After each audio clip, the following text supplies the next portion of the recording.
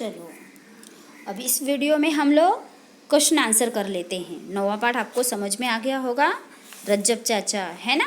ठीक है, चलो देखिए पहले शब्द वाटिका देखते हैं हम लोग। शब्द वाटिका में देखिए नेग, नेग अर्थात शुभ अवसर पर दी जाने वाली भेंट। हम लोग कुछ शादी ब्याह, है ना, ऐसा कुछ समय रहता है तो हम लोग किसी को जो पैसे देते हैं, जो कुछ वस्तुएं देते हैं, उसे नेक कहते हैं। चट्टी अर्थात एड़ी की तरफ खुला हुआ जूता। फबना, फबना अर्थात जचना, अच्छा लगना। मेहर अर्थात दया, कृपा। यहाँ देखिए कुछ मुहावरे दिए गए हैं। मुहावरे अर्थात बाछे खिल जाना, बहुत आनंदित होना, बहुत खुश हो जाना। बाग बाग होना, अत्यधिक खुश होना, बहुत खुश होना। सीने से लगाना, प्यार से मिलना। चलिए अभी हम लोग एक्टिविटी कर लेते हैं। सूचना के अनुसार कृतियाँ करो, संजाल पूर्ण करो। रज्जब चाचा की विशेषताएं। रज्जब चाचा की विशेषताएं क्या हैं? पहली विशेषता आप इसमें लिख सकते हैं कि रज्जब चाचा जो हैं 75 के पार हो गए हैं, लेकिन अभी भी बिना चश्मे के सुई में धागा डाल लेते हैं। दूसरी विशेषता में आप लिख लीजिए लंबा अंगरखा पहनते हैं। तीसरे में सिर पर सादी टोपी लगाते हैं और पैरों में लकड़ी की चट्टी पहनते हैं। ये उनकी विशेषताएं हो गई। चलिए अगला देखिए, अगली कृति दूसरा, उचित जोड़ियां मिलाओ। देखिए यहाँ पर अ और आ दिया गया और बीच में क्या करना है, आपको उत्तर लिखना है। अ में क्या दिया है? ठाकुर, रज्जब चाचा, माता प्रसाद, दुल्हा। ठाकुर का क्या आएगा? ठाकुर का सूरज भान। रज्जब चाचा दर्जी, माता प्रसाद मंत्री महोदय, दुल्हा जोड़ा जाम। चलो आगे समझ में आया ना आप लोगों को? आगे हम लोग अगली कृति करते हैं। तीसरा, कारण लिखो। रज्जब चाचा के पैरों में जैसे विद्युत की सी गति पैदा हो गई थी। क्यों उनके पैरों में विद्युत की गति पैदा हो गई थी?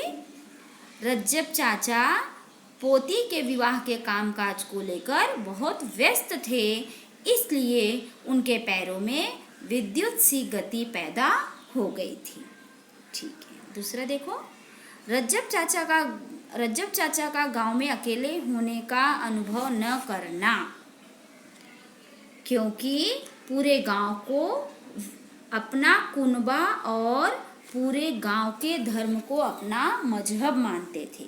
पूरे गांव को अपना कुनबा और पूरे गांव के धर्म को अपना मजहब मानते थे, इसीलिए वे अपने आप को कभी अकेला महसूस नहीं करते थे। चौथा देखिए, रज्जब चाचा की केवल अपने गांव में ही नहीं बल्कि दूसरे गांव में भी बड़ी प्रतिष्ठा है। बताया था ना मैंने। रज्जब चाचा का अपने गांव में ही नहीं बल्कि दूर दूर के गांव में भी बड़ी प्रतिष्ठा है। वे जहां भी पहुंच जाते हैं, लोग बड़े प्रेम से उनका आदर सम्मान करते हैं और होली दिवाली में उनके घरों पे लोग क्या करते हैं, पकवान पहुंचा जाते हैं। चलो अगला देखते हैं। मनुष्य को अपने कार्य से आदर प्राप्त होता है, सदैव ध्यान में रखो। देखिए मनुष्य जो है उसे हमेशा अपने कार्य से, यदि हम अच्छा कार्य करेंगे, हमें अपने कामों से ही, हमारे कामों से ही लोग हमें क्या करते हैं, जानते हैं, हमारा आदर करते हैं, मान सम्मान करते हैं। इसलिए कभी भी हमें अपने कार्य पर ध्यान देना चाहिए, हमें अच्छे कर्म करने चाहिए। चलिए भाषा बिंदु देखिए, पाठ में आए काल सूचक 10 वाक्य लिखकर उनका कालों में परिवर्तन करो। ये आपकी खुद की एक्टिविटी है। इससे पहले काल परिवर्तन वगैरह आपको बताया गया था, ये आप लिख लीजिए। मेरे पिताजी विषय पर निबंध लिखो। यह भी आपके लिए ही एक्टिविटी है, उपयोजित लेखन है। निबंध हमने बहुत बार करवाया है। आप मेरे पिताजी के ऊपर आप लिख सकते हैं कि आपके पिताजी में कौन से अच्छे अच्छे क्वालिटी है, कौन कौन से गुण हैं, किस प्रकार वे आपका ध्यान रखते हैं, किस प्रकार वे कड़ी मेहनत करते हैं, कड़ी मेहनत करके अत्यधिक परिश्रम करते हैं, अत्यधिक परिश्रम करके किस प्रकार परिवार का और आपका पालन पोषण करते हैं, तो इस तरह आप अपने मेरे पिताजी, इस पर आप निबंध लिख सकते हैं। और क्या करना है, आपको कहीं से देख के नहीं लिखना है। आप अपने पिताजी के बारे में उनका नाम लिखिए, वे किस प्रकार, देखिए किस प्रकार परिवार का पालन पोषण करते हैं, अत्यधिक कष्ट सहते हैं, खुद कभी वे अपने लिए क्या करते हैं, अपने सभी सुखों का त्याग करके हमारे सुखों के लिए क्या क्या करते हैं, ये सारी बातें आपको लिखनी है। आप खुद से लिखिए और बस इसके बाद इतनी ही एक्टिविटी है। आप ये सभी जो है, अभी मैंने सारी एक्टिविटी आपको करवा दिया है, ये क्या करना है, आपको फेयर कॉपी में अच्छे से लिख लेना है।